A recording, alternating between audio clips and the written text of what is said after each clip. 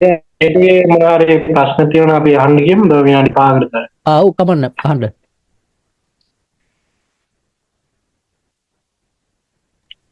පැහැදිලි නැති තැනක් තියෙනකොට මේ ප්‍රශ්න යොමු කරන්න පුළුවන් මේ දැනගන්න අලුත් දෙයක් තියෙනවා නම්. චමිල අයියේ මේ chat box එක එකක් තියෙනවා මේ O level වල ටැමිල් කරලා තියෙනවා නම් ආයේ exam එක කරන්න ඕනේ. ඒක තමයි chat box එකේ දැනට තියෙන්නේ. බෑ. ඒ කියන්නේ මේ O level වල ටැමිල් කරාට වැඩක් නැහැ. මේ රාජ්‍ය සේවයට ආවට පස්සේ මේ අනිවාර්යයෙන්ම මේ පරීක්ෂණය කරන්න ඕන. මෙහෙම දෙයක් තියෙනවා මේ දැන් දෙමළ රාජ්‍ය භාෂාව විදිහට මේ ඒ කියන්නේ දෙමළ රාජ්‍ය භාෂාව බහුලව පාවිච්චි කරන ප්‍රදේශ තියෙන උතුරු නැගෙනහිර වගේ ඒ වගේ පැතිවල කාලයක් සේවය කරපු අය වාචික පරීක්ෂණ නිදහස් කරනවා කියලා තියෙනවා. මෙන්න එහෙම දෙයක් තියෙනවා. ඒ අරෙන්ඩ මේ විභාග නම් අනිවාර්යෙන් කරන්න ඕන.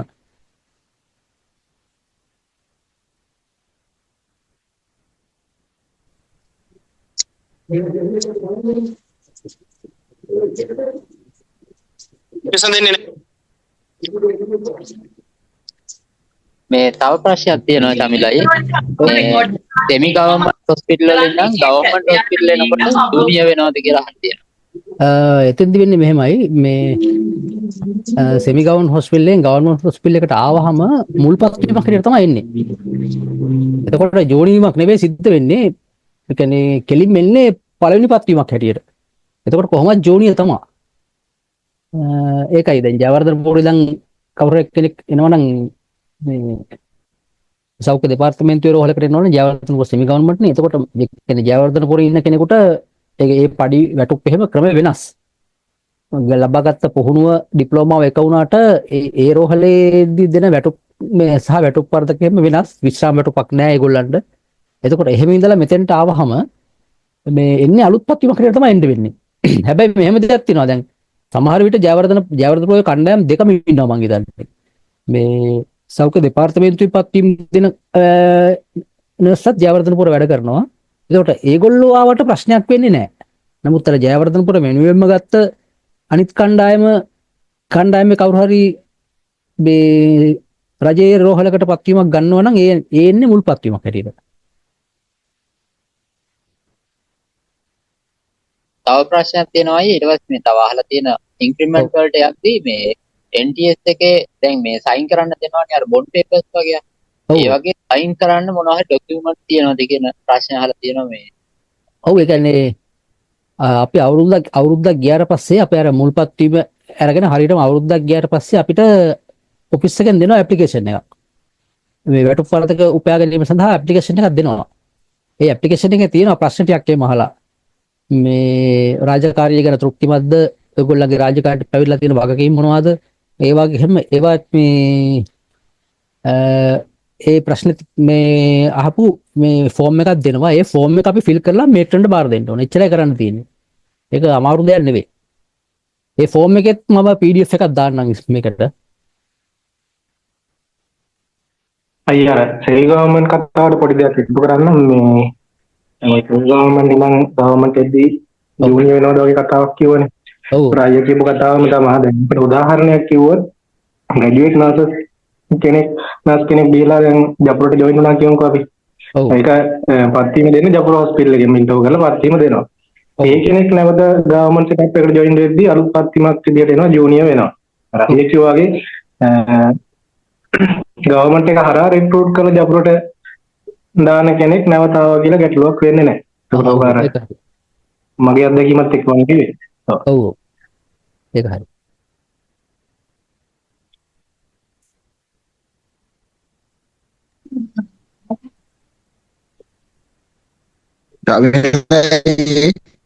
ඔව්. තව ප්‍රශ්නයක් තියෙනවා මේ පබ්ලික් හෙල්ත් ටිකු දෙන්න කියලා තියෙනවා. මේ ප්‍රොෆෙෂන් එක කොහොමද ඉස්සරහට යන්නේ කියලාත් අහලා තියෙනවා. EB exam details කොහොමද ගන්න ඒක හොස්පිටල් එකෙන් අපිට කියනවද කියලාත් අහලා තියෙනවා. එහෙමයි. EB exam වලට සෞඛ්‍ය දෙපාර්තමේන්තුවේ තමයි මේ ඇප්ලිකේෂන් කෝල් කරන්න. ඒකලා සෞඛ්‍ය දෙපාර්තමේන්තුවේ වෙබ්සයිට් එකට ඇප්ලිකේෂන් එක දානවා. ඒතකොට වෙබ්සයිට් එක health.gov.lk කියන වෙබ්සයිට් එක නිතර පරිශීලනය කරනවා නම් හොඳයි. එතකොට ඉක්මනට දැනගන්න පුළුවන්. එහෙම නැත්නම් නිල වශයෙන් ආයතන වලට දැනුම් දුන්නාමත් මේ මේට්‍රොන ඔෆිස් වලට ඒ දැනුම් පුරවට ඇප්ලිකේෂන් එක එනවා. හැබැයි එතකොට වෙන්නේ අර දවස් කිහිපයක් පරක් වෙනවා. මේ ක්ලෝසින් ඩේට් එක පහුවලා නම් ඉන්නේ නැහැ. දවස් කිහිපයක් පරක් වෙලා තමයි එන්නේ. ඒක නිසා මේ කොහොමත් නිල වශයෙන් ඔෆිස් වලට දැනුම් දීම කරනවා. එහෙම වෙන්නේ දවස් ගානක් පරක් වෙලා. නමුත් වෙබ්සයිට් එකට ඇප්ලිකේෂන් එක දැම්මහම ඒක ඉක්මනටම දැනගන්න පුළුවන්. අර මේ මොකද EBS මේ PBS ගැන මොකද්ද ප්‍රශ්නයක් අහලා තිබ්බට ඒක එච්චර මේ පෝස්ට් බේසික් කොලෙජ් එක ගැන තමයි ඩීටේල් ටිකක් අහන්නේ. මොන වගේ තැනක්ද කියනවා වගේ. මෙහෙමයි. පෝස්ට් බේසික් ස්කූල් කියලා කියන්නේ මේ වෝඩ් සිස්ටර්ස්ලා ඊළඟට වෝඩ් මාස්ටර්ස්ලා ඊළඟට නර්සිං ස්කූල් එකේ ටියුටර්ස්ලා සහ පබ්ලික් හෙල්ත් සිස්ටර්ස්ලා ට්‍රේනින් කරන ආයතනය තමයි පෝස්ට් බේසික් ස්කූල් කියලා කියන්නේ. එතකොට ඒගොල්ලන්ට දෙන්නේ පශ්චාත් ඩිප්ලෝමාවක් දෙන්නේ. මේ එතෙන්දී දෙවෙනි ශ්‍රේණියට උසස් වුණාම ඒ කියන්නේ ඔබගේ සේවා කාලය අවුරුදු 5ක් ඉඳලා දෙවෙනි ශ්‍රේණියට උසස් වුණාම සුදුසුකම් ලබනවා පශ්චාත් ප්‍රාථමික හෙදවිදුහලේ පුහුණුවට යන්න. එතෙන්දිත් වෙන්නේ අර ඒකත් අවුරුදු පතා කැඳවන විභාගයක් නන් නෙවෙයි. කාර්යශුද්ධ කඩින් පරීක්ෂණේ අවුරුදු පතා කැඳවනවා. නමුත් මේ පෝස්ට් බේසික් එකට තෝරා ගන්න විභාගයට අවුරුදු පතා කැඳවන්නේ නැහැ. මේ රජයෙන් තමයි තීරණය කරන්නේ ඇතිවන පුරප්පාඩු අනුව මේ පුරප්පාඩු පුරවන්න මෙච්චර ප්‍රමාණයක් බඳවා ගන්න ඕන කියන එක රජයෙන් තීරණය කළා මුදල් වෙන් කරලා මේ එකවර කණ්ඩායමක් බඳවා ගන්නවා. ඒ බඳවා ගන්න එකේදීත් තියෙනවා මේ ක්‍රමයක් තරඟ විභාගයෙන් බඳවා මේක තරඟ විභාගයක්. හරි. එතකොට තරඟ විභාගයෙන් වැඩිම ලකුණු ගන්න කට්ටිය තමයි මේකට සුදුසුකම් ලබන්නේ. තරඟ විභාගයෙන් ගන්නේ බඳවා ගන්න සම්පූර්ණ ප්‍රමාණය 135යි. අපි හිතමු 500ක ටීම් එකක් ගත්තා කියලා. එතකොට මේ 500 කණ්ඩායමෙන් 105 දෙනා විභාගයෙන් ගන්නේ. අනිත් මේ 495ම ගන්නේ මේ අනිත් 395ම ගන්නේ ජේෂ්ඨත්වයට. එතකොට මම පුද්ගලිකව ඒකට කැමති නෑ. මේ ඒකදී ජේෂ්ඨත්වයටම ලකුණු 80ක් දෙනවා. එක අවුරුද්දකට ලකුණු 5 ගන්න උපරිම අවුරුදු 20කට. ඉතින් 20 දෙන්නේ ඉන්ටර්විව් කරලා ප්‍රශ්න අහලා සහ සහතික පරීක්ෂා කරලා බලලා. එතකොට ඒක එතෙන්දී මේ තමයි තීරණය කරන්නේ. එතන ඒගොල්ලෝ ළඟ වෙනම තියෙනවා මේ මාකින් ස්කීම් එකක්. ඒ අනුව තමයි තීරණය කරන්නේ මේ කොහොමද මේ ඉතුරු ලකුණු 20 දෙන්නේ කියලා. එතකොට මේ බොහෝ විට උපරිම අවුරුදු 20 මේ තියෙන කට්ටිය තමයි මේ ඒකට තේරෙන්නේ. එතකොට උපරිම වයස් සීමාවක් තියෙනවා. හැබැයි අවුරුදු 48ක් වගේ හිතන්නේ මට දැන් හරියට මතක නෑ. ඔක සමහර කාලවල ඔක වෙනස් වෙනවා. ඒ රජයෙන් ගන්න තීරණ අනුව මේ සමහරට මේ වයස පොඩ්ඩක් එහා මෙහා කරනවා. කොහොමත් 48 50 වගේ වයස් සීමාව තමයි උපරිම වයස. අර විදිහට තමයි මේ ක්‍රම දෙකකට තමයි බඳවා ගන්න. ඒකල අවුරුදු 1කමාරක් ඒ ට්‍රේනින් එක තියෙනවා. ඒ ට්‍රේනින් එකේදී මිඩිෆරි ට්‍රේනින් එක අනිවාර්යයෙන්ම කාන්තාවන්ට කරන්න ඕන. ඒකල වෝඩ් මැනේජ්මන්ට් වලදී වෙනදී මේ වෝඩ් මැනේජ්මන්ට් කියන සබ්ජෙක්ට් එක තමයි ඊටු අවුරුද්දේ පුරා කරන්නේ. ටියුටර්ස්ලාට වෙනම මේ අධ්‍යාපනය සහ මේ අධීක්ෂණය කියලා නමින් මේ පාඨමාලාවක් තියෙන්නේ. ඒගොල්ලොත් මිඩිෆරි කරන්න ඕන. ඊළඟට පබ්ලික් හෙල්ත් අයටත් මිඩිෆරිත් එක්ක මේ තියෙනවා මේ ඒ විෂයට අදාළ මේ කරිකියුලම් එකක් තියෙනවා. මේල් නර්ස්ට මිඩිෆරි වෙනුවට සයිකියාට්‍රික් ට්‍රේනින් එකක් තියෙන්නේ මාස 6ක. එහෙම තමයි බඳවා ගන්න. අයියා මේ තව ප්‍රශ්න දෙකක් තියෙනවා. පොඩි කෙටි ප්‍රශ්න දෙකක්. ඔව්. පැය 150 කෝස් එක වැලිඩ් කියලා අහලා තියෙනවා. ඒකට කෙටියෙන් උත්තර තමයි. මේ රාජ්‍ය භාෂාවට නේද? ඔව් ටැමිල් කෝස් එක. ඔව්. ඔතන මෙහෙමයි දැන් ඔකට රාජ්‍ය පරිපාලන චක්‍රලේඛයක් තමයි තියෙන්නේ. ඒ රාජ්‍ය පරිපාලන චක්‍රලේඛයේ තියෙන්නේ ඔය පාඨමාලාව ගැන තමයි. ඒ කියන්නේ ඒකේ පාඨමාලා කීපයක් හඳුන්වලා දීලා තියෙනවා. රාජ්‍ය භාෂා දෙපාර්තමේන්තුවේ හඳුන්වන පාඨමාලා කීපයක්. එතකොට මේ ඒ පාඨමාලාව කරාම හරි. ඒ වුණාට ඒකේ තවත් තියෙනවා මේ අර ආයතන මට්ටමින් පවත්වන මේ රාජ්‍ය භාෂා දෙපාර්තමේන්තුවේ අධීක්ෂණය යටතේ ආයතන මට්ටමින් පවත්වන පාඨමාලා තියෙනවා. එතකොට ඒවා කරාමත් හරි. එතකොට ඔය කියන එක මේ සර්කියුලර්ගේ හැටියට නම් පැය 150ක් පාඨමාලාව හරි. හැබැයි දැන් ගොඩක් දෙනෙක් අර මේ පුරුදු වෙලා තින්නේ අර ආයතන මට්ටමින්ම කරන පාඨමාලාවක් තමයි. මොකද ඒක පහසු හින්දා. ඒක තමයි මේ පුරුදු වෙලා තින්නේ දැන්. ඊට පස්සේ මේ පෙන්ෂන් නෑ නේද කියලා තියෙනවා. දැන් මේ මම ඔයගොල්ලන්ට පැහැදිලි කරන්නම්. මම 2016 අවුරුද්දේ අයවැයේදී ඒ අයවැය මේ මෛත්‍රීපාල සිරිසේන මහත්තයා ජනාධිපතිතුමලා ඉඳලා රනිල් වික්‍රමසිංහ මහත්තයා අගමැති වෙලා හිටපු ආණ්ඩුවෙන් 2016 අවුරුද්දේ කියපු අයවැයේදී මේ තිබුණා දායක විශ්‍රාම වැටුප් ක්‍රමයක් යෝජනා කරන්න ඕන කියලා. පෙන්ෂන් එක නැති කරා කියලා නෙමෙයි. ඒකෙන් කිව්වේ දායක විශ්‍රාම වැටුපක් යෝජනා කරන්න ඕන කියලා. එතකොට දැන් තියෙන්නේ දායක විශ්‍රාම වැටුපක් නෙවෙයි. අපෙන් අවුරුද්දකට නෙවෙයි මාසෙකට අපේ වැටුප මූලික වැටුපෙන් 108ක් දැනටත් කපලා මේ වැන්දපු අනද්දරු විශ්‍රාම වැටුප් සඳහා මේ කියලා මුදල කපෙන් කපා ගන්නවා. හැබැයි මේ කපා ගන්න මුදල වෙනම විශ්‍රාම වැටුප් අරමුදලකට නෙවෙයි යන්නේ. දැන් ආරද රාජ්‍ය සහ පෞද්ගලික අංශයේ අයගේ නම් සේවක අර්ථසාධක අරමුදලට කියලා කපා ගන්නවනේ 108ක්. අපේනු 108ක් කපන්නේ. එතකොට ඒගොල්ලන්ගේ කපා ගන්න 108ට කෙලිම සේවක අර්ථසාධක අරමුදලට තමයි බැර වෙන්නේ. නමුත් අපෙන් කපා ගන්න 108ට විශ්‍රාම වැටුප් අරමුදලකට බැර වෙන්නේ නැහැ.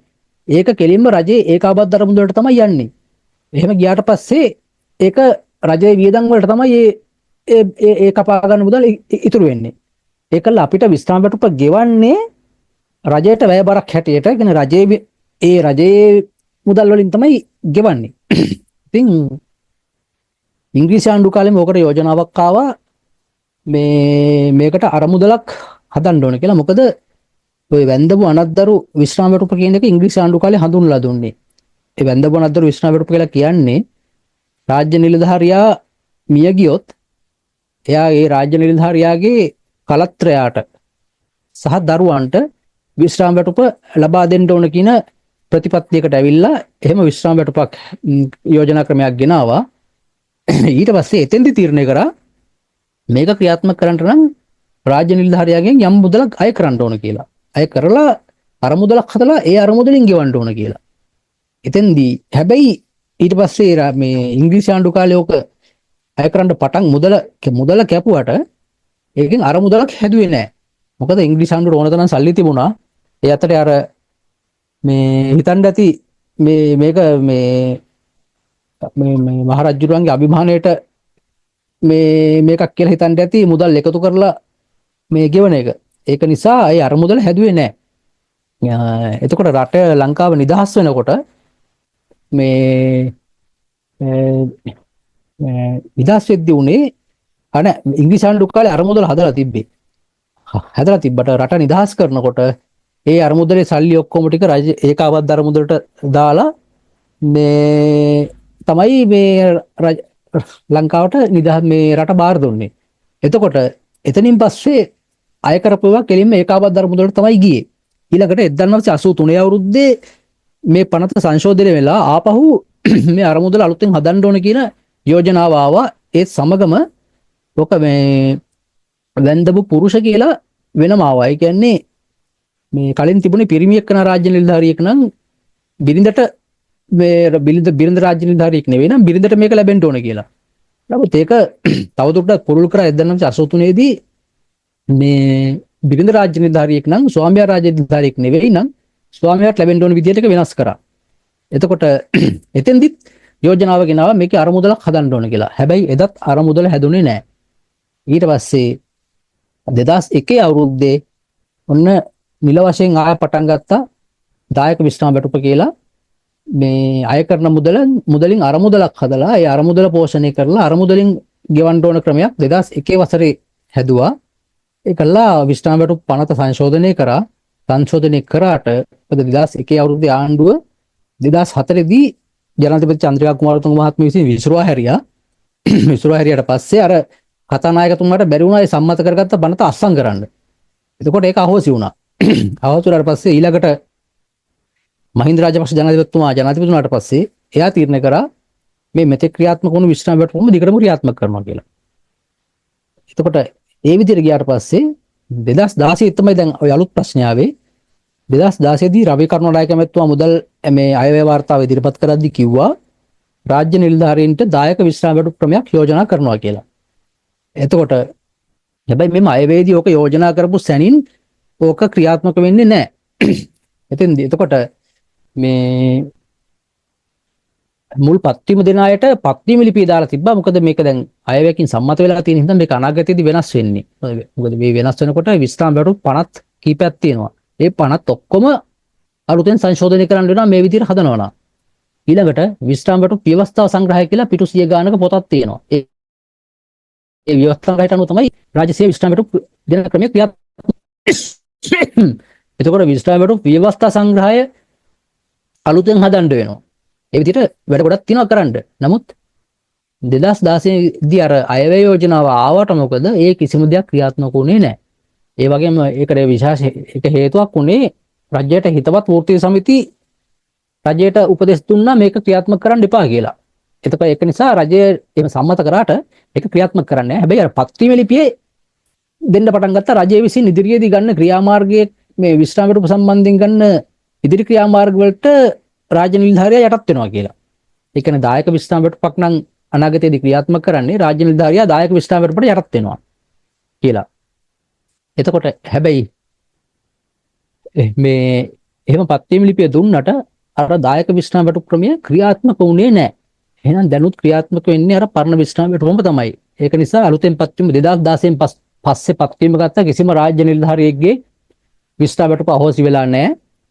ඒ අය විශ්‍රාම වැටුප සඳහා මේ දෙන ඇප්ලිකේෂන් පුරවලා දුන්නට පස්සේ ඒගොල්ලන් විශ්‍රාම වැටුප් දෙපාර්තමේන්තුවේ ලියාපදිංචි වෙලා තියෙන්නේ දැන්.